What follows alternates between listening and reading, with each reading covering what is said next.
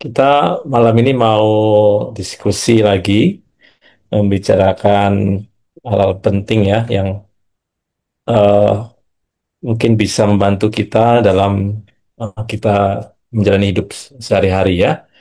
Nah, masih ingat 2 minggu yang lalu atau seminggu yang lalu ya, materinya mengenai apa?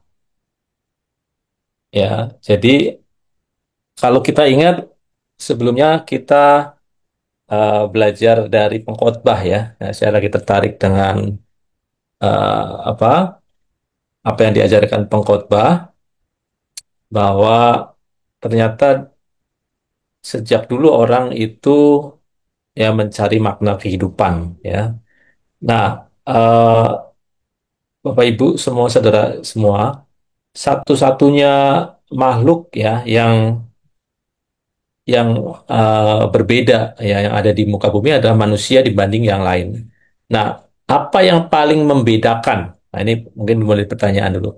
Apa yang paling membedakan antara kita disebut manusia dengan mungkin binatang gitu? Ya, kalau dilihat mungkin bukan soal intelektualnya ya, tapi ada yang esensial yang eh, punya makna yang paling mendalam gitu. Membedakan antara namanya manusia dengan eh, makhluk hidup yang lain. Kita sebagai makhluk hidup, eh, apa sama binatang juga punya makhluk hidup. Apa yang paling membedakan sehingga kita disebut sebagai manusia? Ya Pak, Bagaimana? manusia mempunyai roh, kalau binatang tidak mempunyai roh Pak. Mm-mm. Dia mempunyai jiwa Pak. Nah, apa konsekuensi manusia punya roh dan binatang tidak? Apa kan itu punya roh, punya ini kan artinya kan nggak kelihatan gitu. Tapi yang kelihatan nih, yang kita bisa lihat ya, manusia dan binatang kan, sehingga kadang-kadang kita melihat ya ada perbuatan manusia yang bilang kamu apa bedanya manusia sama, apa dengan binatang gitu. Binatang aja tidak melakukan hal ini gitu. Betul nggak? Apa yang paling membedakan ya? Yang membedakan yaitu Pak, kan manusia bisa menyembah Tuhan, kalau binatang Mm-mm. kan tidak menyembah Tuhan Pak. Memang semua manusia menyembah Tuhan, banyak yang ateis loh Pak Wafi. Banyak yang nggak percaya Tuhan, bahkan lebih banyak mungkin Ya, di dunia ini emang masih yang ya. belum percaya sama Tuhan Yesus lebih banyak yang daripada yang sudah percaya. Ya, yang paling membedakan ya salah satu mungkin ya, nggak mungkin nggak bilang yang paling ya. Salah satu yang eh, membedakan kita dengan yang disebut bukan manusia adalah atau makhluk hidup yang lain, bahwa manusia satu-satunya orang yang menanyakan makna hidup ya, makna hidupnya dia. Untuk apa dia hidup? Mau kemana dia hidup? Hidup aja kan? Makan, semua digerak insting, ya nggak? Semua digerakkan insting kan? Tampilan kita terbengong gitu ya, bengong terus mungkin aduh, hidup itu untuk apa ya gitu. Saya kerjanya cuma makan tidur buat apa ya? Ada nggak kira-kira kayak gitu? Itu Ya. Pak, Nah kalau itu manusia kan, yang paling membedakan manusia itu. Mm-mm. Gimana, Kak Afif? manusia itu kan harus melabuhkannya Halo, ke ya, suatu tanah air surgawi Pak itu. ya itu maksudnya kita bicara secara umum ya. Kalau kita orang Kristen pasti arahnya ke situ, Kak Afif. Ya, Ya Pak, ya. tapi secara umum manusia itu pasti ya yang membuat dia bermakna atau penting atau berharga karena dia mempertanyakan diri sendiri, mencari makna kehidupannya dia. Ya, makanya sejak dulu manusia itu pasti mencari sesuatu yang berasal dari di luar dirinya. Karena itu terciptalah agama ya, mencari sesembahan ya kan, sesembahan dulu ya. Sesuatu yang apa yang dikerjakan dia ingin bermakna gitu. Sadar tidak sadar ya. Nah, dulu kental sekali semua orang apa ya, kehidupan orang itu pasti berhubungan dengan sosok yang disembah ya, yang disembah, yang dia apa namanya tuju gitu. Itu apa langkah natural ya, alamiah manusia itu mencari sesuatu makna yang di luar dirinya. Jadi oleh karena itu kita lihat pengkhotbah pun ya yang di ayat berapa itu eh, apa bahwa segala sesuatu di bawah matahari itu semuanya sia-sia ya kan? Yang kemarin di slide ini ya, sebentar. Nah ini nih, ada slide ini nih. Ya, aku telah melihat segala perbuatan yang dilakukan orang di bawah matahari, tetapi sungguh semuanya itu sia-sia dan usaha menjaring angin. Ini eh, pemikiran ini sudah banyak ya, sudah terjadi berpuluh-puluh apa beribuan tahun yang lalu bahwa manusia mempertanyakan makna hidupnya itu apa yang dilakukan ya. Eh, Kenapa bisa memandang sia-sia ya? Kenapa bisa seperti itu? Padahal yang dikerjakan itu sesuatu yang bisa membuat dia aman, nyaman kan, mensejahterakan dia gitu. Betul nggak? Ya, mengapa itu apa?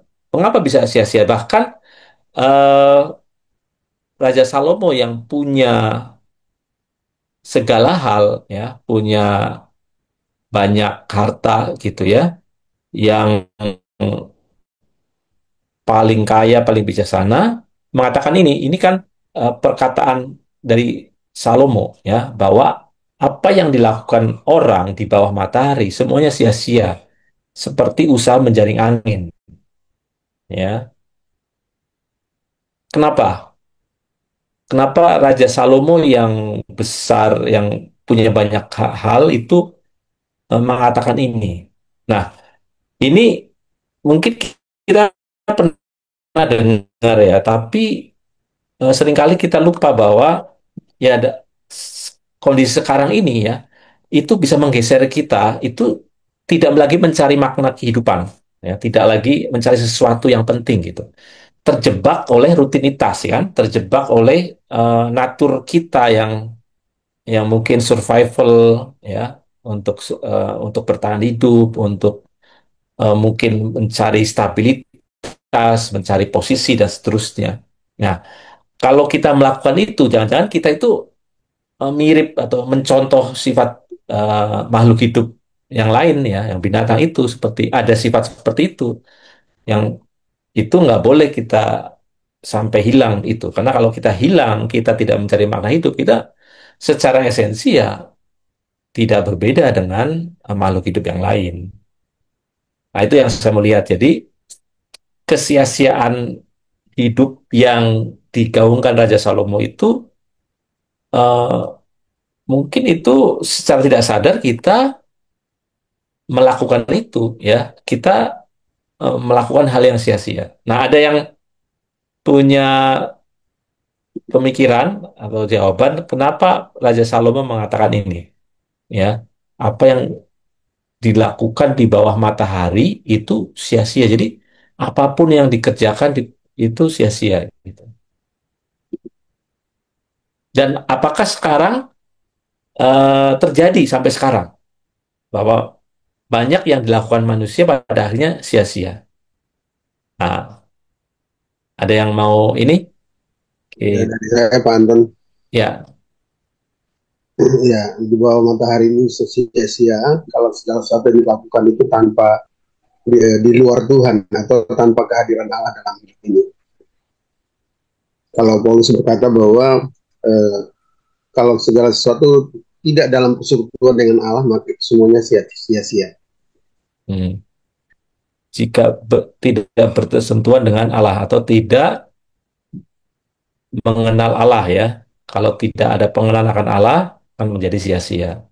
Nah, ini yang eh, apa yang kita mau bahas ya. Jadi poin pentingnya adalah apa yang kita lakukan harus dihubungkan dengan pengenalan akan Allah, ya, pengenalan akan Allah. Nah, yang menjadi persoalan adalah bagaimana kita ya sehari-hari bisa dalam konteks ini mengenal mengenal yang Maha Tinggi, mengenal Allah itu konteksnya apa sih praktisnya, realnya gitu. Ya, apakah cara mengenal Allah itu sama dengan yang kita praktekkan keagamaan kita sehari-hari? Kita disebut mengenal Allah kalau kita punya agama, punya apa, melakukan pelayanan ke gereja dan seterusnya. Nah, ini yang eh, mau kita fokusin ya, supaya apa? Supaya eh, kehidupan beragama kita ya, kehidupan beriman kita itu eh, harus menemukan makna ya hidup. Kita tahu bahwa hidup itu tidak sia-sia, kita menemukan makna hidup. Nah, mengenal Allah pasti konteksnya mengenal siapa yang menciptakan kita dan tujuan kemana kita pergi. Ya, berarti kita mengakui adanya kekekalan.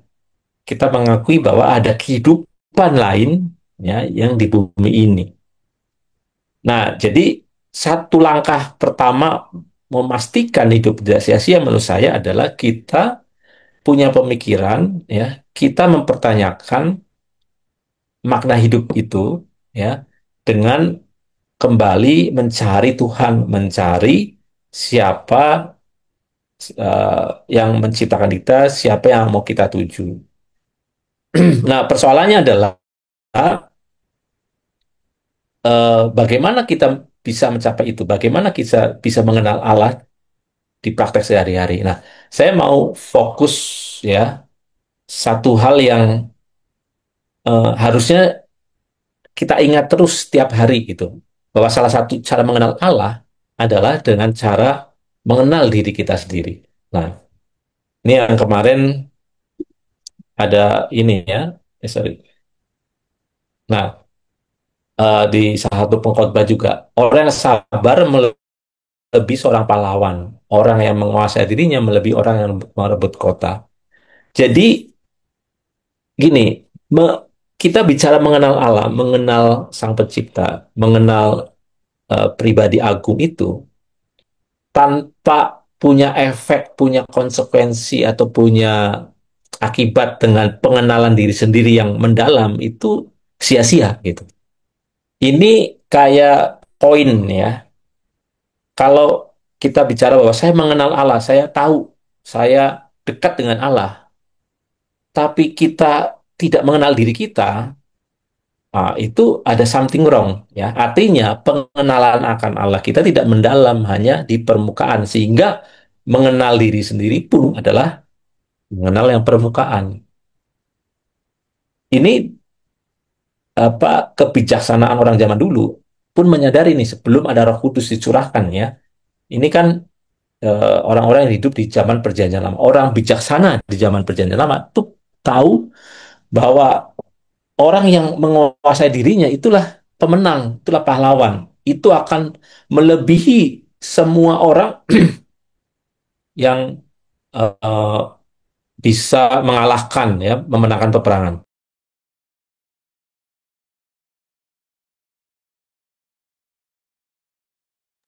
Ya, jadi saya ulangi, uh, mengenal Allah yang sesungguhnya hanya bisa dibuktikan kalau kita semakin mengenal diri sendiri, mengenal siapa kita, mengenal diri sendiri, mengenal banyak hal. Jadi sebenarnya kalau kita mau jujur, kita tuh belum sepenuhnya kenal diri sendiri. Ya, itu udah banyak kita bahas bahwa kadang kita juga bisa heran dengan kelakuan kita sendiri. Ya, yang sering kita kasih contoh kan, kalau orang waktu di gereja, ya, itu akan kelihatan ya orangnya baik-baik kan, apa namanya, sopan, ya, pengertian, ya pokoknya nice gitu ya bicaranya. Tapi coba setelah keluar dari gereja, ya, perilakunya, baru keluar dari gereja, sudah orang rebutan keluar, gitu ya, keluar mobil, dipepet sedikit, ada orang yang buru-buru, kita sudah buka pintu, udah mau marah-marah aja, gitu. Ya, itu kadang kita lakukan satu yang spontan gitu, yang tiba-tiba aja gitu, tertrigger. Nah, itu yang kita sadari dulu bahwa, kesadaran kita sekarang ini ya, yang ini tuh belum menggambarkan 100% kita gitu. Ini baru kesadaran yang dalam tekanan normal gitu ya. Kita hanya lapis pertama nih. Kesadaran kita atau kondisi kita yang sesungguhnya itu nanti kalau mulai ada tekanan lain, tekanan dipepet gitu ya. Makanya seringkali orang ya kalau dia mencari misalnya partner bisnis hanya sekedar oh yang penting dia seiman atau seagama gitu ya, itu nggak menjamin, sangat tidak menjamin gitu. Bahkan bisa kebalikannya. Ya saat di dunia bisnis akan kelihatan sekali sifat aslinya, apalagi kalau sudah bicara uang. Nah itu udah keluar aslinya. Ya, jadi eh, mungkin teman-teman yang di sini dan saya juga satu yang nggak boleh ketinggalan bahwa kalau betul kita mulai mencari makna hidup yang sesungguhnya adalah mengenal Allah. Mengenal Allah itu artinya kita harus makin mengenal diri sendiri. Mengenal diri sendiri itu bukan sesuatu yang kita bisa doakan terus kita dapat gitu. Itu masalahnya. Kita nggak bisa berdoa kepada Tuhan, Tuhan, saya mau kenal diri saya dong, berikan eh, apa hikmatmu sehingga saya langsung kenal. Nggak seperti itu. Mengenal diri sendiri itu ada upaya dari kita, ya, ada usaha dari kita untuk eh, melihat, ya, untuk memperhatikan eh, diri kita sendiri secara terus-menerus gitu. Ya, memahami firman secara aktif. Firman Tuhan yang kita pahami itu kita fotokopikan, apa kita terapkan, kita apa namanya cerminkan, ya, cerminkan dengan diri kita sendiri. Nah, mendengar firman, tahu firman Tuhan tidak otomatis menjamin kita itu bisa menerapkan itu pada diri sendiri. Nah, jadi untuk kita bisa mengenal diri sendiri, ya, ada satu hal yang harus selalu kita lakukan. Nah, ini adalah satu hal yang mau nggak mau harus kita lakukan, ya. Eh, yang kita sebut, nah di sini adalah peperangan diri sendiri, memerangi diri sendiri. Ini satu-satunya peperangan yang menuntun kita untuk bisa punya hidup yang bermakna atau hidup yang tidak sia-sia. Ini satu-satunya peperangan yang membawa kita bisa menjawab tadi, si pengkhotbah tadi. Kalau peperangan di dunia, ya, peperangan yang kita lihat secara fisik, ya, itu peperangan yang harus kita hindari. Ya, peperangan antar bangsa, antar negara yang menghancurkan itu peperangan yang harus kita hindari. Ya, peperangan mungkin sekarang terjadi, kita kelihatan peperangan narasi di media sosial. Ya, ada orang yang menjelekkan orang lain, ya, memberitakan hoax, kabar yang bohong gitu. Sekarang ini gitu ya. Kita ingat kalau soal kasus ijazah palsu dan sebagainya itu kan itu ada peperangan, peperangan narasi. Itu peperangan yang kita hindari karena itu justru peperangan yang menghilangkan makna hidup kita sesungguhnya, menghilangkan kemanusiaan kita karena sifatnya destruktif ya, menghancurkan orang lain. Tapi satu-satunya peperangan yang wajib kita lakukan, yang harus kita lakukan setiap hari, memerangi diri sendiri, ya, memerangi diri sendiri. Nah, eh, kenapa seperti itu, Bapak Ibu? Karena kalau kita tidak memerangi, tidak melakukan peperangan ini, ya, peperangan kan satu tujuannya menang atau kalah, ya. Kalau kalau kita tidak memperangi diri sendiri, ya kita tidak bisa mengalahkan diri sendiri, tidak bisa apa namanya mengalahkan diri. Artinya kita tidak bisa kenal siapa kita. Ujung-ujungnya efeknya adalah kita nggak mengerti, mengenal siapa Allah. Ya, firman Allah yang disampaikan itu nggak terserap diri. Jadi sebenarnya kalau saya pahami gitu ya, firman yang disampaikan, semua ayat-ayat yang dikhotbahkan, yang kita dengar, itu satu tujuannya sebenarnya, membongkar diri kita untuk kenal dalemannya gitu. Ya, terutama yang saat tidak sadar gitu ya, dalemannya bongkar. Jadi kalau firman itu seperti pedang bermata dua kan, yang menembus sumsum apa tulang sampai sumsumnya sehingga kita menelanjangi diri sendiri ya. Itu akan membuat ya terekspos yang negatif, yang eh, apa yang jahat di dalam diri kita terekspos oleh firman dan terbakar sehingga hilang ya. Kalau itu kita nggak lakukan, ya akhirnya masih terpendam kan. Nah, terpendam berarti kita pengenalan Allah hanya di level ya, di level permukaan. Nah, konsekuensinya apa? Ya kita nggak mungkin bisa bersatu dengan Allah yang kita sembah kalau kita juga tidak mengenal Dia, gitu kan? Pada akhirnya uh, tidak mungkin kita bisa bersatu dalam kekekalan. Itu ya ujung-ujungnya adalah sebenarnya kita apa menyatu, ya kan? Menyatu dengan Allah yang kita sembah pada akhirnya.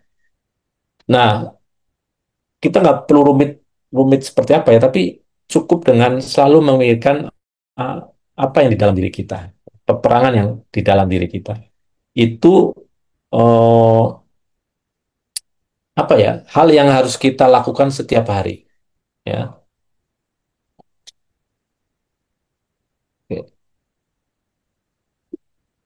Nah, eh, ada yang punya pendapat nggak? Kenapa apa? Mengapa harus memerangi diri sendiri kan? Kita harusnya ada hukum tertulis kan, kasihlah Tuhan Allahmu seperti kita mengasihi diri sendiri, ya kan? Itu kan hukumnya mengasihi diri sendiri. Kenapa harus memerangi ini? Ada yang punya pendapat berbeda nggak maksud ini? Bertentangan nggak dengan hukum kasih bahwa eh, kita diminta untuk mengasihi diri sendiri? Ada yang seperti kontradiksi? Maksudnya apa ini? Ya, dan apakah punya titik temu dengan hukum kasih gitu?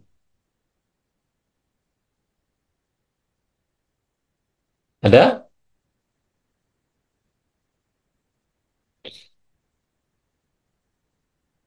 Ada yang punya pendapat? Terima kasih Bapak. Gimana Yanti? Memerangi diri sendiri nih, yang saya pahami itu uh, adalah melawan keinginan daging dan ego kita, ego dalam diri diri kita. Terus kalau uh, yang pertanyaan kedua bagaimana tadi Bapak? Kan ada hukum hukum yang terutama, kasihlah dirimu, kasihlah Tuhan Allah seperti kamu mengasihi dirimu sendiri gitu. Kasihlah apa kasihlah sesama manusia seperti mengasihi dirimu sendiri kan. Eh, Diri sendiri harus dikasih, jangan jangan diperangi dong gitu.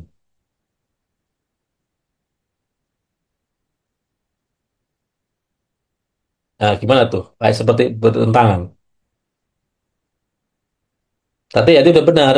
Peperangan di sini sebenarnya tadi peperangan antara daging dan roh. Betul. Ya, kita memerangi daging. Nah, jadi punya korelasi nggak atau bertentangan nggak dengan yang perintah untuk mengasihi sesamamu seperti mengasihi diri sendiri? Artinya kan sebenarnya kita harus mengasihi diri sendiri gitu. Sama seperti kita mengasihi orang lain.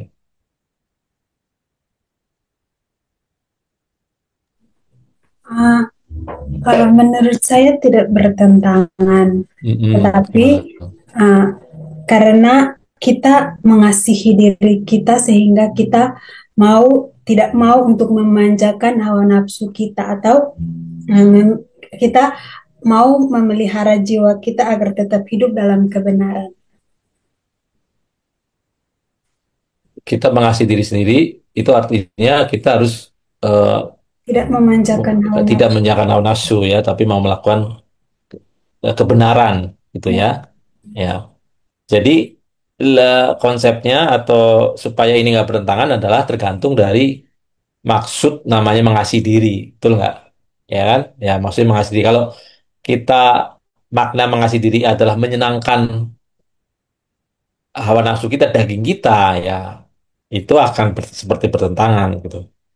Betul, ya konteks yang disebut mengasihi diri, kita mengasihi sesama manusia seperti kita mengasihi diri sendiri. Mengasihi diri sendiri itu artinya dalam perspektif kekekalan, ya nggak? Kekekalan. Bahwa kita disebut mengasihi diri sendiri kalau membuat diri kita bisa sampai kepada kekekalan, bertahan di dalam kekekalan. Apa gunanya kita mempertahankan diri kita sendiri, memuaskan diri sendiri sekarang, ya di dunia ini, tapi tidak bertahan di kekekalan, betul nggak? Ya, jadi kalau kita melakukan apa yang kita suka, gitu ya, misalnya pengen ngerokok atau pengen eh, melakukan yang kita mau, apa mengumbar emosi kita dan seterusnya, ya itu bukan arti makna mengasihi diri, itu sebenarnya tidak mengasihi diri, gitu. Karena membiarkan diri kita tidak sampai kekekalan ya, tapi akan binasa dalam kefanaan, ya. Nah, peperangan terhadap diri itu harus ada pada time frame ya, rentang waktu bahwa semua itu ada waktunya ya. Jadi peperangan yang kita lakukan itu juga nggak selama-lamanya ya. Saat kita di dunia ini memang tugas kita berperang, berperang di dalam diri kita sendiri antara keinginan daging dan keinginan roh. Itu ada sesuatu yang terus berkecamuk gitu. Ya itu yang objektif yang terjadi ya.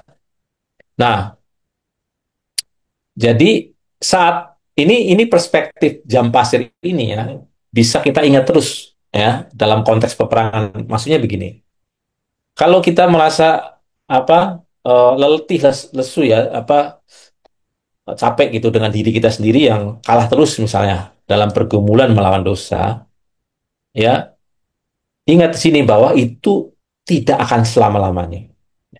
Ada waktunya, nggak akan terus-terusan gitu. Kadang-kadang kita mengekstrimkan, waduh ini saya menderita terus, saya terus seterusnya lama-lamanya menderita gitu. Enggak, ya. Ada jam pasir ini ya. Semua ada waktunya gitu. Nggak ada yang terus-menerus untung, terus terus-menerus juga rugi, nggak ada. Ya, itulah disebut kehidupan. Ada dinamika kehidupan. Jadi yang penting apa? Mantranya kalau kita dalam peperangan ya melawan kedagingan kita, peperangan melawan ego kita itu adalah yang penting adalah semua bisa dilewati ya karena ada jam pasirnya gitu. Jadi setiap masalah atau setiap hal itu punya jam pasir sendiri. Ada yang pasirnya banyak sehingga agak lama, ada yang pasirnya sedikit lebih cepat gitu. Semua itu ada takarannya, ukurannya. Nah ini eh, apa namanya yang membantu saya juga untuk bisa bertahan gitu dengan kebenaran yang saya imani, saya yakini. Ya, kalau tergoda melakukan misalnya bisnis dengan cara-cara yang eh, apa yang saya tahu Tuhan tidak berkenan, ya tempatkan jam pasir ini bahwa semua ada waktunya, ada takarannya, ya pasti ada takarannya ini. Nggak terus-terusnya seperti ini kondisinya. Yang penting bertahan dalam kebenaran. Bertahan untuk ikut firman Tuhan. Ya, nah,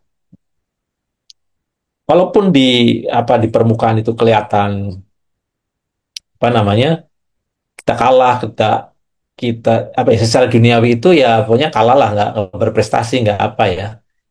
Tapi ukurannya yang ini mungkin yang harus kita camkan. Ukurannya adalah hmm, penaklukan diri kita dari mengalahkan diri sendiri gitu ya, mengalahkan keinginan daging kan, keinginan daging itu kan memuaskan ya. Jadi kalau kita akhirnya bisa menang, kita bisa mengalah ya, atau apa namanya, bisa pasrah atau bisa let it go ya, membiarkan hal yang ketidakadilan itu lewat gitu ya, apa terjadi ya, dan kita menderita karena kita melakukan kebenaran, ya itu suatu pencapaian ya. Itu yang Tuhan inginkan karena kita berarti makin menguasai diri kita. Menguasai diri itu ya menguasai daging ini yang supaya tidak makin besar ya, tuh bisa mematikan daging dan bisa mengendalikan diri kita sesuai dengan keinginan roh ya, Roh Kudus tentunya. Nah, ini yang uh, apa ya, menjadi objek kita setiap hari gitu. Ya, karena teman-teman semua ya. Nah, ini nih ada yang menarik ya yang saya mau share di sini. Uh, ini kita tuh punya kodrat dosa ya. Ada yang tahu nggak? Masih ingat ya kodrat dosa itu apa? Ya, kita, setiap orang dilahirkan ya, walau apapun dia ya, bahkan bayi yang baru lahir itu punya kodrat dosa ya. Kodrat dosa itu bukan konteksnya bukan eh, dosa asal gitu ya, tapi apa? Yang dimaksud kodrat dosa, yang masih ingat nggak? Kodrat dosa itu apa? Ngatur dosa, Pak. Nah, maksudnya apa yang disebut natur dosa, kodrat dosa itu? Yang bahkan bayi pun ya, atau bayi baru lahir pun punya ini. Yang masih ingat apa maksud kodrat dosa? Dosa bawaan, Pak, ya, kalau nggak salah ya.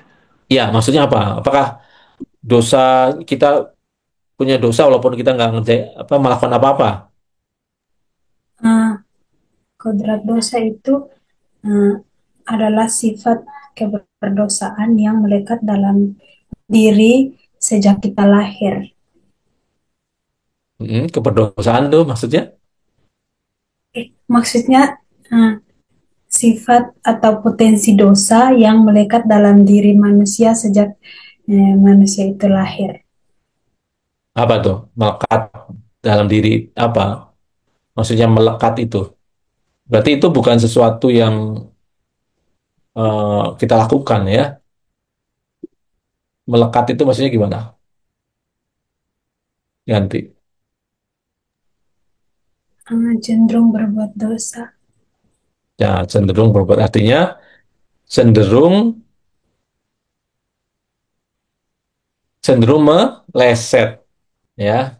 Ya, dosa itu kan sebenarnya bukan selalu perbuatan jahat ya. Dosa itu karena hamartia ya, eh, tidak tepat sasaran gitu ya. Itu definisi dosa karena eh, apa namanya, tingkat apa kebenaran kita jauh lebih tinggi daripada yang dunia ya, anggap dunia gitu ya. Jadi jadi kodrat dosa itu kemelesetan kita. Jadi kita punya kecenderungan itu nyimpang gitu, nyimpang ya. Nah, peperangan terhadap diri kita sendiri itu ada yang salah satu yang apa ya, yang kita bisa lihat ya, eh, kita itu apa punya pergumulan atau punya peperangan, atau kalau kita nggak berperang kita akan terbawa ya, akan cenderung meleset ya. Ada tiga, yaitu cara kita dalam memandang orang lain, cara kita memandang diri sendiri, dan cara kita menangani konflik atau hubungan dengan orang lain. Ini Kalau kita tidak kita gumulkan, kita nggak melakukan sesuatu, ya, kita akan kalah di sini dan terbawa oleh kodrat dosa kita, terbawa oleh kecenderungan kita untuk menyimpang. Ya, nah, cara apa kodrat dosa kita, ya, bawaan dosa kita dalam memandang orang lain? Ada tahu nggak? Kita tuh punya kecenderungan apa sih dalam memandang orang lain?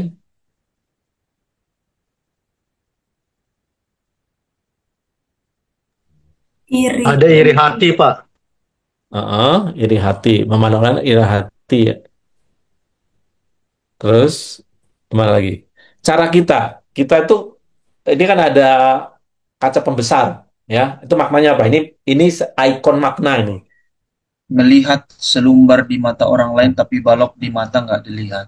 Ya, betul, Pak Lepri, ya. Jadi apa?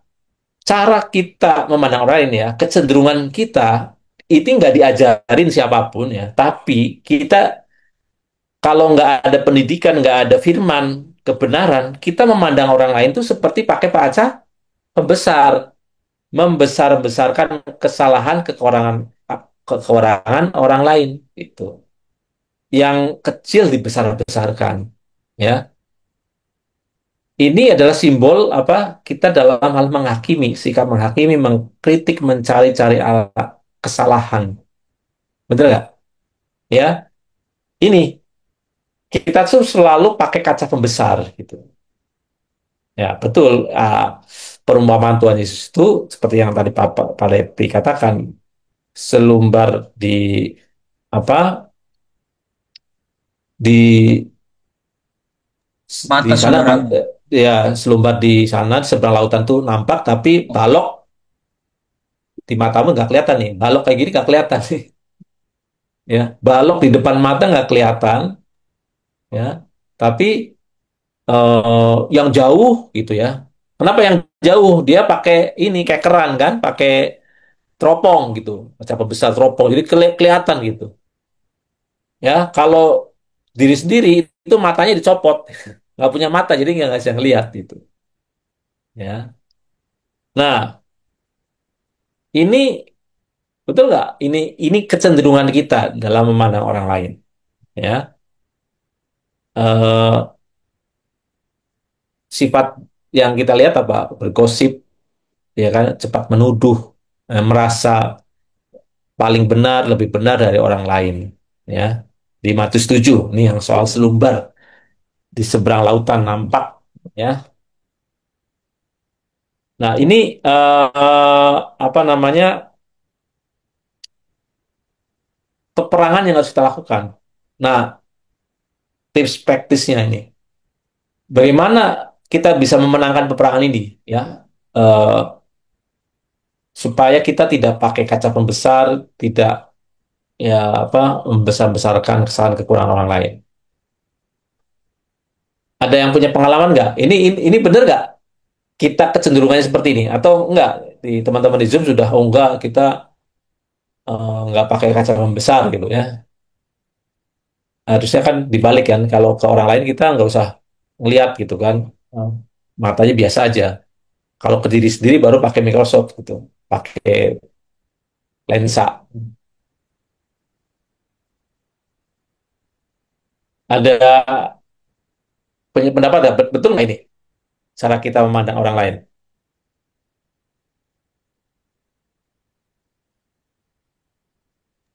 Pak, Hmm? maksudnya Ada yang, maksudnya memandang orang lain dari kacamata kita gitu, Pak.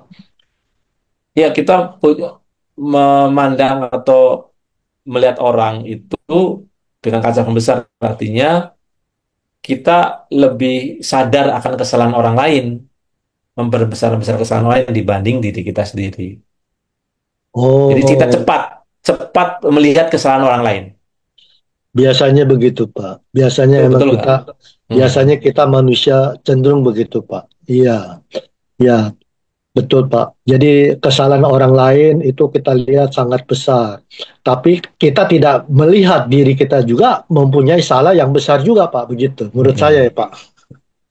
Nah, apa kira-kira ini pengalaman teman-teman semua untuk supaya kita bisa memenangkan peperangan. Ini juga peperangan nih, betul nggak? Kadang ya gini, maksudnya kita nggak terus-terus kaca pembesar ya. Pas di gereja itu kita nggak pakai kaca pembesar ya, semua ditaruh. Ya kita itu apa terus selubungi gitu ya. Kita memandang orang lain itu penuh kasih gitu kan, betul nggak? Ya ada kasih, ada tiba-tiba jadi bisa baik gitulah. Ya, tapi setelah di luar gereja, nah baru ya keluar sifat aslinya. Bagaimana pengalaman teman-teman nih supaya bisa menang di sini di pertarungan ini? Ini pertarungan terus-menerus ini terjadi terus-menerus kan? Atau sudah ada yang selesai nih? Sudah nggak terjadi lagi? Saya Gimana rasa Pak, pengalaman? begini Pak, jangan mengingini atau mengikuti keinginan dari rasio kita Pak, pemikiran kita. Gimana Pak Robi? Jangan mau mengikuti atau mengingini apa yang kita pikirkan atau kita dalam akal budi kita Pak, begitu. Hmm, sharing tentang pengalaman sendiri ya. Saya lanjutin ya. Uh, Soal peperangan yang kita harus hadapi tiap hari ya. Nah, soal kodrat dosa yang mesti kita menangkan nih. Yang kedua adalah ya cara memandang diri sendiri. Itu ada gambar apa ini? Topeng ya, topeng. Jadi topeng itu melambangkan apa? Kemunafikan atau kepura-puraan. Inilah citra yang kita tampilkan ke orang lain, ke sosial ya, ke masyarakat. Kali berbeda dengan keadaan hati kita yang sebenarnya. Topeng ini menyembunyikan niat, motivasi, perasaan yang sesungguhnya. Nah, ini cenderungan kita. Jadi kita menyembunyikan apa yang ada di dalam. Jadi kan sekarang zamannya eksis ya kan, eksis di dunia ya. Itu yang ditampilkan di media sosial kita yang bagus-bagus gitu, yang ya itu harusnya begitu juga ya. Kita tampilkan yang bagus, tapi yang paling bagus kan yang ditampilkan bagus memang kondisi yang sebenarnya bagus gitu, yang baik gitu. Tapi keinginan daging ya seringkali ya fokusnya apa sering terjadi adalah mencari pujian ya, membangun cita kesalehan. Nah, ini kesalehan dan pada akhirnya membuat kesombongan rohani. Jadi dalam lingkungan kerohanian pun ya kesalehan itu jadi citra kesalehan ya, Pak Hasan. Pencitraan kesalehan, pencitraan kerohanian itu menjadi topeng kita juga ya. Ada yang sadar tidak sadar itu ternyata dia mau melayani, mau apa partisipasi aktif di gereja itu karena dia mau membangun citra dia orang baik, dia orang saleh, dia orang rohani gitu. Ya, jadi bukan karena dia ingin mengenal dirinya, tapi dia mau memberikan kesan ke orang lain bahwa dia tuh rohani. Ya kalau begitu, berarti dia cuma sampai di situ aja. Ya, dia terblok, dia terhalangi untuk mengenal diri sendiri. Sebenarnya kamu sadar nggak kamu itu sebenarnya masih sombong, kamu tuh masih iri hati, kamu tuh masih suka menang-menang sendiri, kamu tuh gampang punya dendam dan seterusnya. Ya, nah ini apa namanya? Itu cara apa ya? Peperangan yang harus yang setiap hari kan ini terjadi setiap hari. Kita punya kecenderungan untuk menutupi dosa, menutupi apa? eh, Kekurangan diri kita sendiri. Ya, tentu saja kita tidak sembarangan mengekspos kekurangan kalau kita sadar tuh mengekspos, tapi kita punya komunitas atau punya sahabat teman yang bisa menjadi cermin gitu. Ya, karena Bapak, Bapak Ibu teman-teman semua ya, tanpa orang lain pun kita sebenarnya tidak tahu siapa kita karena orang lain yang punya kedewasaan rohani bisa jadi cermin kita ya, cermin dalam konteks wah kita masih pakai topeng apa enggak sebenarnya.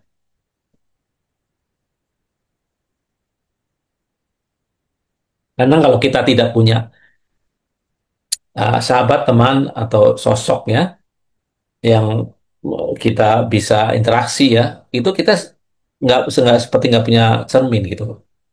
Jadi kita perlu punya cermin ya supaya bisa melihat refleks kita itu masih pakai topeng apa enggak gitu. Kadang-kadang dengan pembicaraan dengan sahabat kita, ya interaksi dengan sahabat kita itu bisa refleks buat diri kita sendiri gitu. Ya. Oke. Nah, yang ketiga ini cara kita dalam menangani konflik. Ya, secara umum kita ingin berdamai dengan orang lain. Ya, eh, apa namanya, mau istilahnya nggak mau konflik lah ya. Nah, tapi di sini gambarnya itu adalah berjabat tangan dan tapi ada retak di sini nih ya. Berjabat tangan adalah simbol universal akan perdamaian, kesepakatan, hubungan yang baik ya.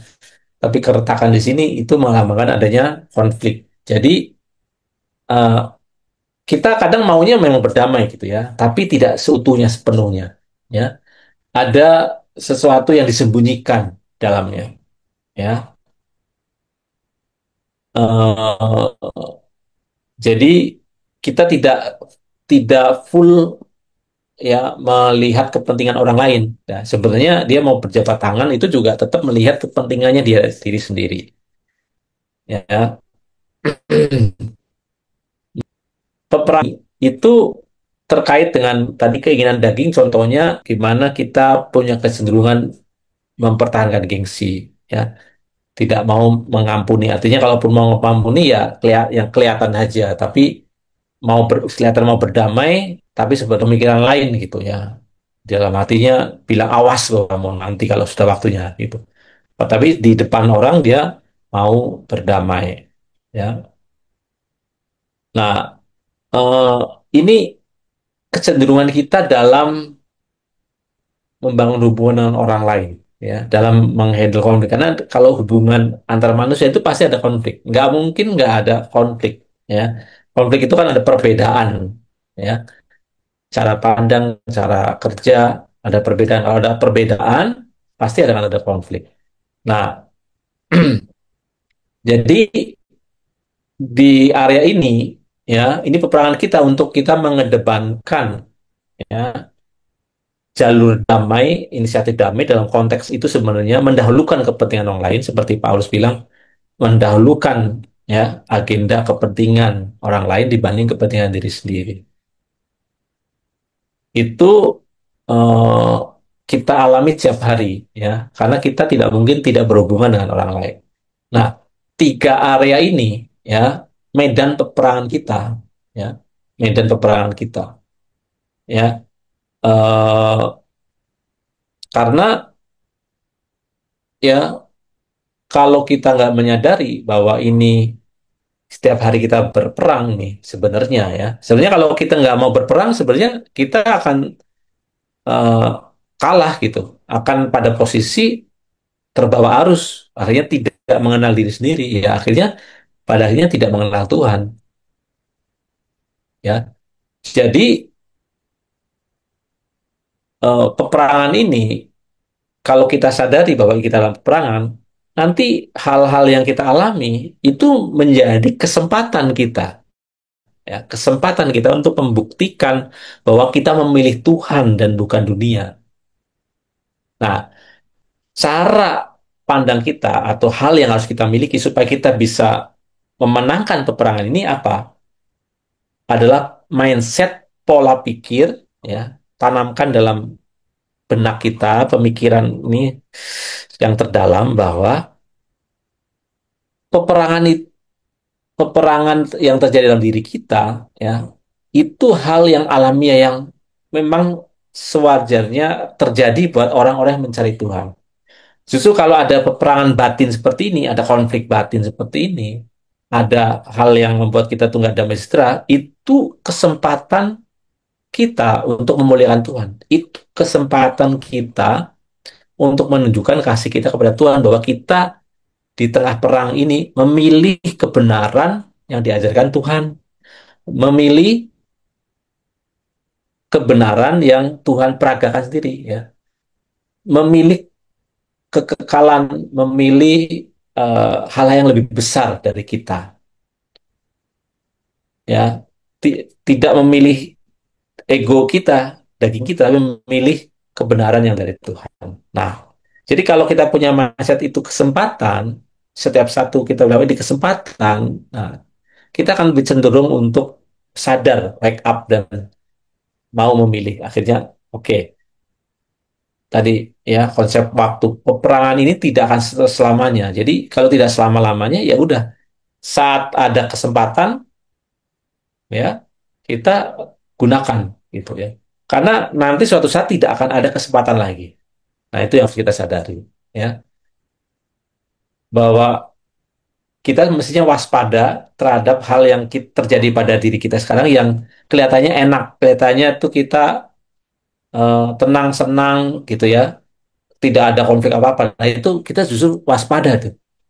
Karena perjalanan hidup yang normal itu selalu ada ketegangan, ada peperangan, ya. Karena apa? Mengapa harus ada peperangan? Karena agenda Tuhan mau kita disempurnakan. Nah, itu karena ada agenda disempurnakan, sama seperti Kristus, maka ya harus diasah, diamplas, itu mau nggak mau ada peperangan, ya. Jadi itu yang apa, Bapak Ibu teman-teman semua perlu menjadi perenungan, ya,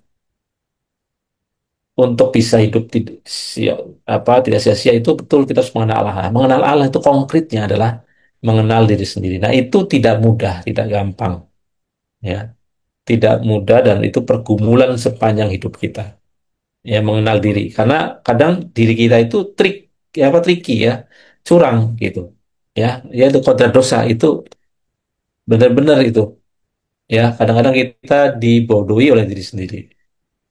Nah, fungsi firman yang kita dengar, yang kita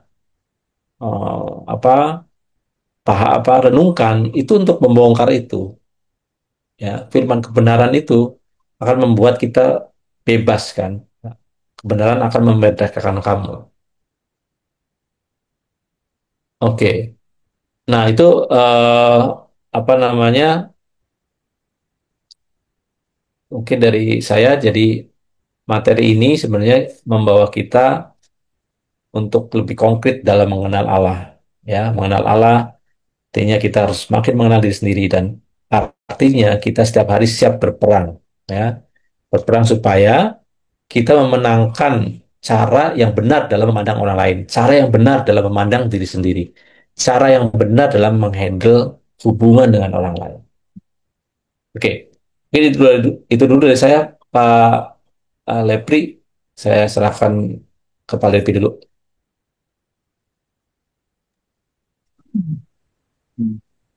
Teman-teman ada yang bertanya? Silakan.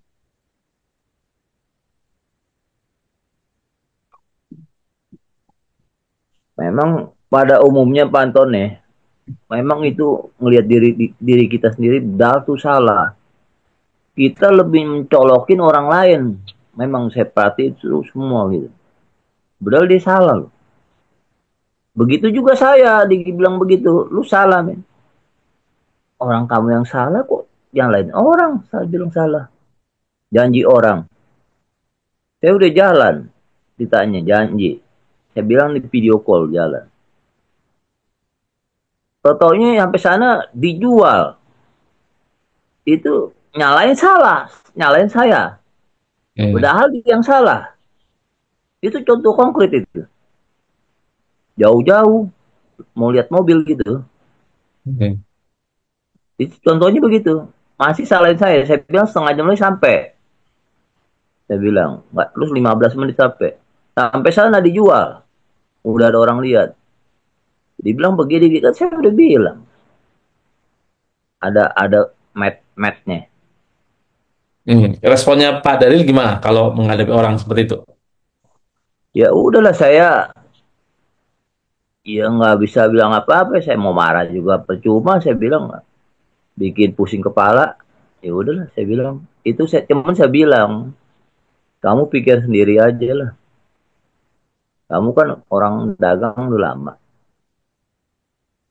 Kamu Hmm. saya yang salah. Hmm. Ya. Langsung peribahasa yang Pak Lepri bilang tadi, istilahnya gajah di depan mata tidak kelihatan. Peribahasa apa tuh saya lupa. Apa? Kuman Ada seberang lautan. gajah di pelupuk mata nggak kelihatan. Gajah Padahal di seberang lautan kamu melihat, tapi enggak itu. ya, Itu Enggak. ibarat Balok. bahasanya. Tahu, saya lupa. tapi Balok, balok balok. di depan mata kamu tidak melihat.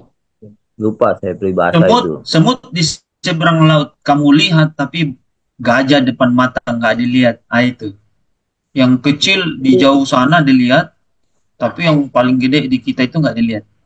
Betul. Itu contoh konkretnya aja itu. Begitu saya. Kalau saya udah janji orang, saya tungguin. Nggak berani saya. Paling saya telepon lagi, lu berapa lama lagi? Sampai. Udah. Jangan nyalain orang, udah begini. Lu begini, udah pusing lah. Saya udah nggak mau, istilahnya ngomel-ngomel, udah. Udah saya diam aja lah. Cuma saya bilang lagi, kamu pikir diri sendiri coba. Salah nggak kamunya? Sayang salah, tapi kamu salah. Saya diem bilang gitu, jalan. Saya bilang pulang. Ya bilang anak buah saya yang antarin saya pulang. Capek. Hmm. Ya. Dipikirin jadi pusing kepala. Saya bilang begitu aja.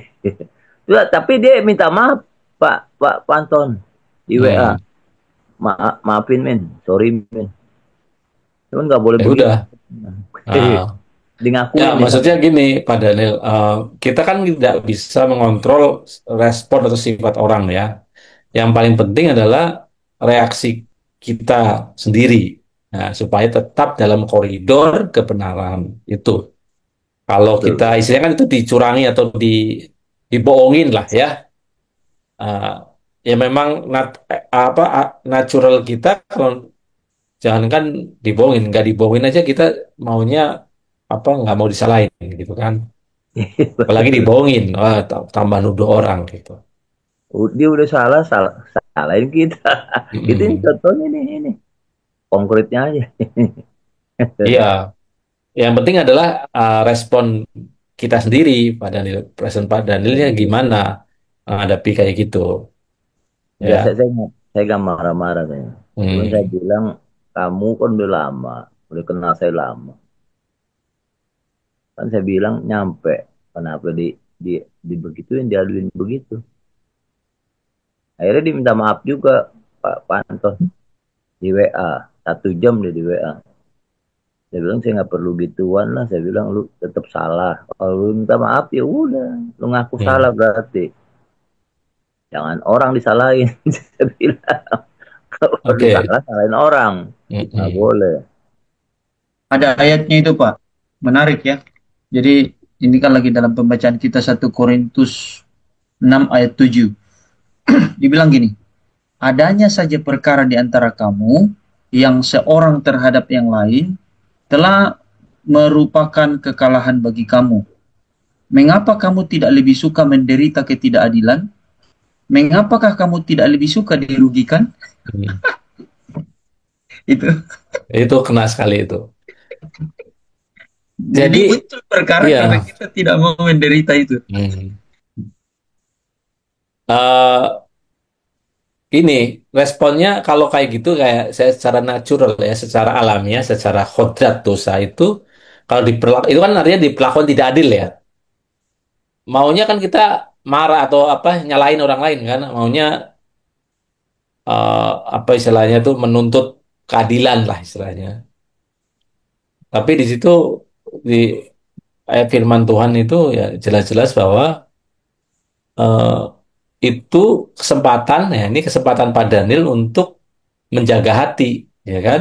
Menjaga hati, hatinya lebih besar. Jadi kalau digituin itu makin lama makin kebal gitu istilahnya. Udah biasa aja, tidak kitanya tidak apa jadi gondok gitu kan. Nah, kalau gondok kan itu sebenarnya kita tuh mau bales tapi nggak bisa gitu istilahnya gitu. Pengen mau bales tapi ya Gituan nggak boleh didendam-dendam dalam hati, nggak boleh. Lot, iya. nggak boleh. Iya, kalau dulu nggak ikut Zoom begini, mungkin saya maki-maki, saya nggak ngerti, mungkin kali. Tapi kalau selama ikut Zoom ini berubah jauh banyak. Saya jarang marah. Saya. Jadi ditabrak naik motor, ditabrak orang, saya lihat nengos gitu. Cuman saya bilang, Hmm. lu nabrak orang naik mobil pelan-pelan, saya bilang. Nggak marah-marah, nggak kata-kata binatang keluar, nggak. Hmm. Nggak, saya diem aja. Saya suruh Oke. jalan. Pak, boleh tanya Ya. Pak, memenangi diri sendiri. Jadi apa Pak yang dalam diri kita itu diperangi Pak? Apakah egoisan kita, mindset kita, akal budi kita, keinginan daging kita, atau hati nurani kita yang paling dalam Pak? Nah, apa yang kita perangi tadi apa? Tadi yang Yanti udah bilang tuh yang kita perangi adalah tadi Yanti sudah jelaskan ya. Apa Yanti? Pola pikir ya Pak, pola pikir, sudut pandang, cara pandang atau Eh, gimana? ya kita harus mendapatkan cara pandang yang benar. Yang kita perangi adalah tadi Keinginan keinginan daging. daging Ya, keinginan daging gitu. banyak tuh Pak semuanya yang Nah, tadi saya sebutkan ya Pak ya. ya jadi maksudnya gini Kak Afi, ya wawasan atau pengetahuan kita atau pemahaman kita tentang keinginan daging yang disebut keinginan daging itu berbeda-beda dan kita sendiri tidak sepenuhnya menyadari bahwa sebenarnya kita masih punya keinginan daging nggak. Jangankan kita mau menang, kadang-kadang kita nggak sadar bahwa itu keinginan daging yang salah loh, gitu, yang menjebak, yang bahaya gitu. Jadi ya yang diperangi itu gini maksudnya, yang diperangi itu kalau kita sudah tahu kebenaran, terus terjadi sebaliknya. Nah itu diperangi, tapi kalau kita nggak tahu, ya itu nggak akan ada peperangan, betul nggak? Kalau misalnya kita nggak tahu kalau mencuri itu salah, ya kita dengan enak aja mencuri gitu. Tapi kalau kita tahu mencuri itu salah, nggak boleh, dan ada kesempatan mencuri gitu ya. Nah itu baru peperangan terjadi. Ya kalau gitu nggak tahu aja gitu gimana Pak Ripi? Ya nggak usah ngerti firman Tuhan aja daripada kita pusing peperangan. Mau seperti itu. Pak, kalau memerangi diri sendiri boleh dikatakan itu Pak apa memerangi kehendak kita ya Pak? Iya memang merangi tadi ego kita betul keinginan yang menyenangkan diri kita sendiri gitu. Artinya gini, memerangi itu memerangi kecenderungan daging kita yang berbeda atau berlawanan arah dengan kehendak Allah gitu. Hmm. Kehendak Allah kita tahu kalau kita dapat firman. Jadi sebenarnya nih ya konkretnya ya, semakin kita memahami firman sebenarnya peperangannya semakin besar. Betul sekali Pak ya. Percobaannya banyak sekali Pak. Ya, tapi jangan salah juga, kalau peperangannya makin besar, berarti kemenangannya makin besar juga. Artinya mahkotanya makin besar juga. Gitu. Siapa yang diberi banyak dituntut banyak gitu, ya. Tapi kita punya takarannya, punya ukurannya, ya. Jam pasir, ingat jam pasir itu. Setiap persoalan, setiap pergumulan itu ada jam pasirnya sendiri. Isi pasirnya bisa beda-beda. Gitu. Saya tambahkan Pak, jadi jelas bahwa yang diperangi itu dari mentor kita Pak Hin sudah angkat ya ayatnya kemarin Roma 8 ayat 7. Tujuh. Heeh. Ya, bahwa sebab keinginan daging adalah perseteruan terhadap Allah karena ia tidak takluk kepada hukum Allah. Hal ini memang tidak mungkin baginya. Itulah peperangan kita kan. Makanya di kitab Galatia dikatakan ada keinginan daging dan keinginan roh. Jadi yang diperangi itu adalah keinginan daging yang tidak takluk, yang sama sekali memang tidak takluk kepada hukum-hukum Allah. Gitu. Jadi Peperangannya terjadi di jiwa, pikiran, perasaan. Ya kan? Ini pikiran nih mau ikuti keinginan daging apa keinginan roh. Jadi di tengah-tengah ini jiwa, ya kan? Tubuh di luar, jiwa di tengah, paling dalam hati nurani. Tadi sempat kuafi bahwa yang diperangi termasuk hati nurani kah? Nah, Ya, perlu betul diketahui tadi. bahwa hati nurani itulah roh manusia yang eh, sejatinya itu yang adalah dari Allah sendiri yang menjadi pelita Tuhan. Jadi itu yang disebut hati nurani dalam Roma pasal 7. Nah, tadi Roma pasal 8 ayat 7, sementara Roma pasal 7 Rasul Paulus bilang bahwa di dalam batinku aku suka melakukan hukum-hukum Allah. Nah, gitu. Jadi yang diperangi itu sebenarnya keinginan daging yang tidak pernah tunduk kepada hukum-hukum Allah. Itu tambahan saya, Pak. Ya. Mungkin Pak Levi, Pak, boleh tanya Pak, itu kodrat dosa itu apakah bisa mutlak dihilangkan Pak?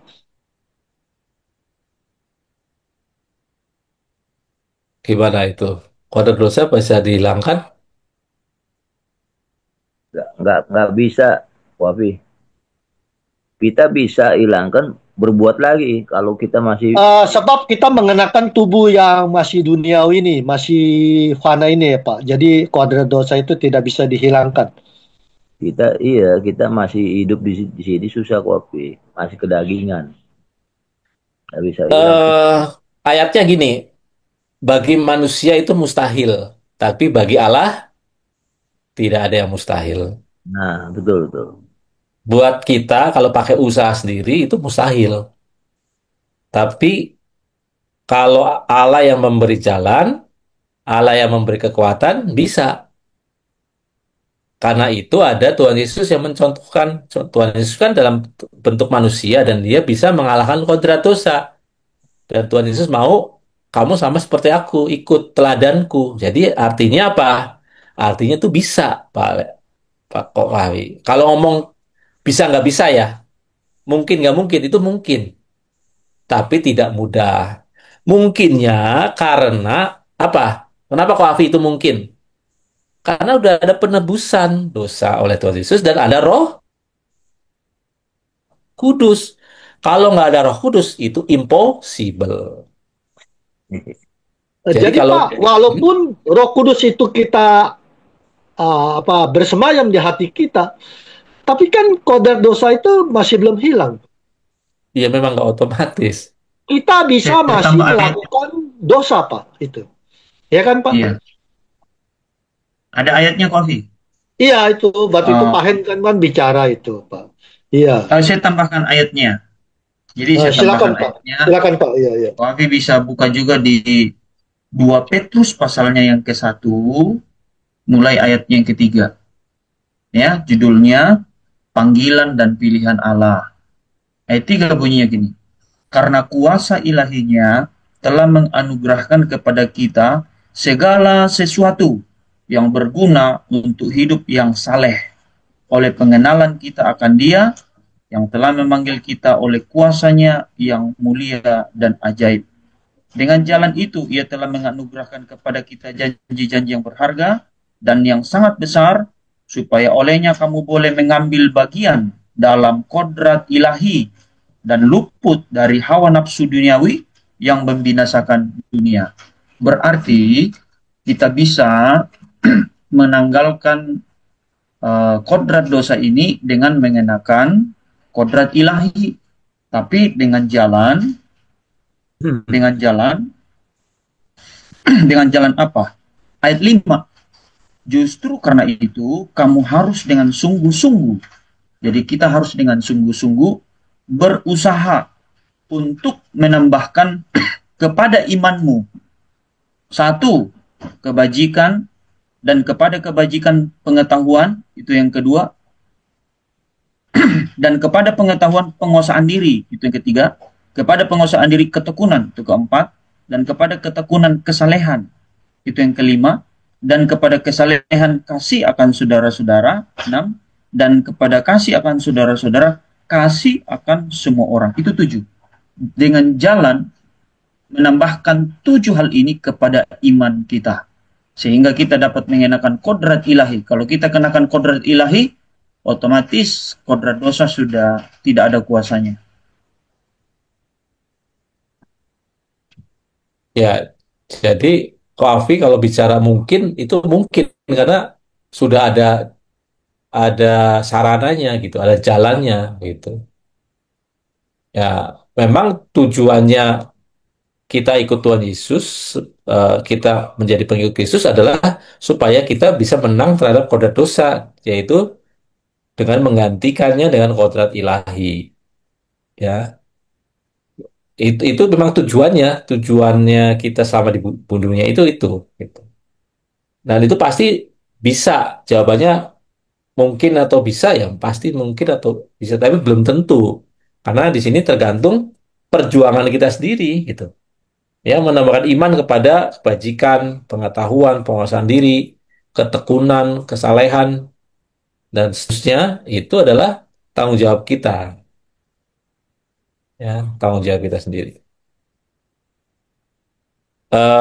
Pak Lepi mungkin ini apa welcome ke ada dua yang ini nih yang hadir di sini nih. Iya, Pak ada dari mungkin Kak Lepi yang bisa itu Juang sama Gioklin nih. iya, salam Bapak Juang sama Jacqueline.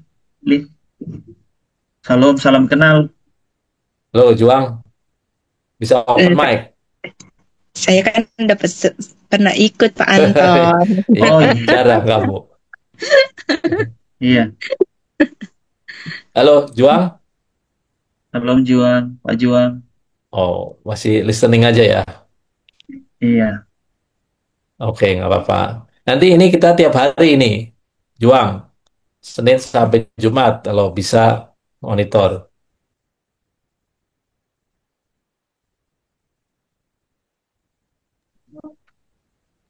Oke, oke. Tadi suara perempuan kayaknya Juang perempuan lagi ya. Juang laki yang Lin yang perempuan. Enggak, tadi ada suara, oh yang Joklin kali. Perempuan. iya. Ya, Gioklin Eh, ada itu nggak komen materi hari ini? Belum Pak Anton. Oh, Masih pemanasan lagi. bisa lagi.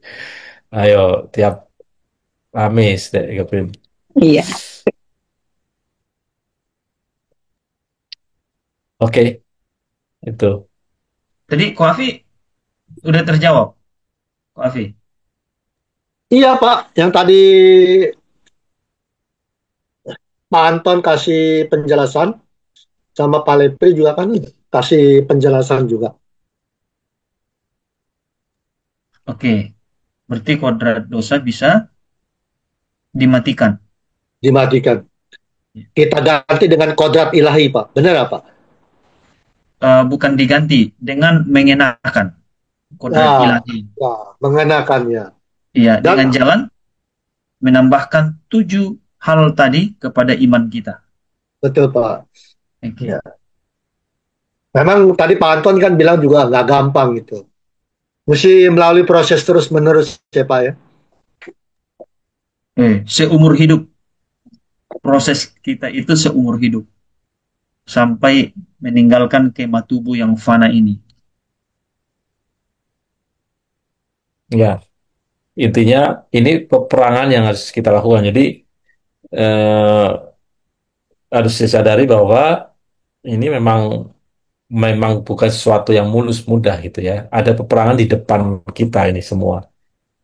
Ya, jadi kalau kita punya mindset peperangan ya itu sebenarnya membuat kita siaga loh. Ini juga menurut saya setelah saya pikir-pikir, oh ini bagus juga, baik juga ya kalau kita punya pola pikir atau mindset bahwa ini kita sedang dalam peperangan nih, peperangan rohani ya, sepanjang hidup kita. Ya kalau orang dalam peperangan ya, kira-kira waspada nggak? Waspada dong Pak. Oh, kalau peperangan terus kamu tidur ya pasti kalah kan? Oh. Lagi misalnya orang Israel diserang roket tuh Iran, terus dia cuek gitu tidur gitu. Nah, disuruh ngapain tuh orang Israel waktu diserang roket Iran tuh? berlindung kan, ya kan? Berlindung. Kalau serangan berlindung, yang penting nggak kena gitu. Waspada. Dia waspada terhadap apa? Pengumuman ini kan, pemerintah kan, ada sirine itu. Di Israel tuh biasa itu ada sirine. Gitu, serangan sirine di seluruh kota kelihatan apa kedengaran, ya, alert gitu. Nah, akibat kalau itu musim perang, ya ada satu tokoh itu tahu musim perang, tapi dia duduk di suatu rumah santai-santai gitu. Siapa itu? Tokoh Alkitab itu lagi zamannya perang, tapi malah dia santai-santai di balkon rumah gitu. Daud. Bapak Daud. Daud, Bapak Bapak Daud. Daud. Itu akibat orang ini perang kok dia nyantai-nyantai gitu. Akibatnya apa? Berbuat dosa. Nah, ingat, kalaupun kita dalam peperangan, ingat jam pasir bahwa ada waktunya, nggak seterusnya. Yang penting bisa dilewati. Yang penting bisa dilewati dan ada waktunya. Ya, pasti ada waktunya. Ada titik akhirnya.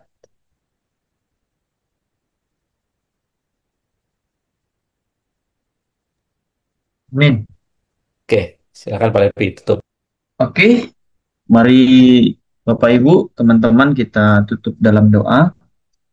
Bapa di surga, terima kasih buat anugerah-Mu bagi kami malam hari ini, sehingga kami boleh berkumpul dan menikmati firman-Mu yang hidup, dan kami rindu biarlah melalui kebenaran firman-Mu malam hari ini, Engkau ubahkan kami, Engkau tolong kami supaya kami memiliki hati yang sepenuhnya tunduk kepada seluruh kebenaran firman-Mu, sehingga roh-Mu yang kudus di dalam kami akan terus menggiring kami sampai kami seirama dengan firman-Mu, yaitu seluruh kehendak-Mu itu di dalam kehidupan kami. Terima kasih Bapa untuk hamba-Mu yang terkasih, mentor kami Pak Anton yang sudah Engkau pakai malam hari ini. Biarlah Engkau terus tambah-tambahkan hikmat-Mu atas hamba-Mu. Apa yang rindu Engkau sampaikan bagi kami di dalam Zoom ini untuk kami terus diajar, dididik, supaya kami dipersiapkan untuk masuk ke dalam rumah-Mu, ya Bapa kami di surga, yaitu tempat di mana rumah kami sesungguhnya ada di sana. Terima kasih Bapa di surga. Kami doa buat rekan-rekan kami yang tidak sempat hadir malam hari ini, Tuhan jamah berkati hidup mereka dimanapun mereka berada, supaya di dalam keberadaan mereka dimanapun mereka berada senantiasa menjadikan hati pikiran mereka tempat Engkau bertahta, sehingga mereka senantiasa hidup dalam persekutuan bersama-sama dengan. Terima kasih Bapa, kami serahkan seluruh hidup kami ke dalam tangan-Mu, kami serahkan tubuh jiwa roh kami ke dalam tangan-Mu, Engkau pelihara kami dengan sempurna, dan esok pagi Tuhan bangunkan kami kembali dalam kehendak-Mu, dalam rencana-Mu, sehingga kami senantiasa ada di dalam penyertaan-Mu yang sempurna. Terima kasih Bapa, di dalam nama Tuhan Yesus, kami sudah berdoa dan mengucap syukur. Amin. Amin. Thank you semuanya. Amin. Terima kasih Bapak. Yo, ya sama-sama.